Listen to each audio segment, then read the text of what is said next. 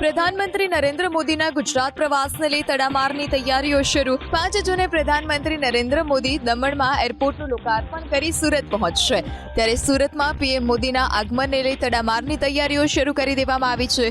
સુરત પ્રવાસ દરમિયાન પીએમ હજીરાના એક પ્લાન્ટની મુલાકાત લેશે, બાદમાં ઇન્ડોર સ્ટેડિયમમાં જાહેર સભાને સંબોધન કરશે।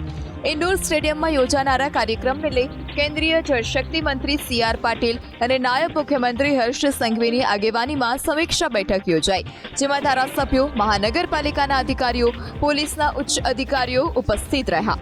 ઇન્ડોર સ્ટેડિયમમાં સાઉન્ડ સિસ્ટમ અને લાઇટિંગ સિસ્ટમ લગાવવાની કામગીરી હાથ ધરવામાં આવી છે। વરસાદની આગાહીને પગલે અઠવાલાઇન્સ વિસ્તારમાં આવેલા અતિ આધુનિક પંડિત દીનદયાળ ઉપાધ્યાય ઇન્ડોર સ્ટેડિયમમાં પીએમ મોદીનો કાર્યક્રમ રખાયો છે, ત્યારે હાલ ઇન્ડોર સ્ટેડિયમમાં લાઇટ અને સાઉન્ડ સિસ્ટમ સહિત તમામ જરૂરી સુવિધાની યુદ્ધના ધોરણે કામગીરી શરૂ કરવામાં આવી છે।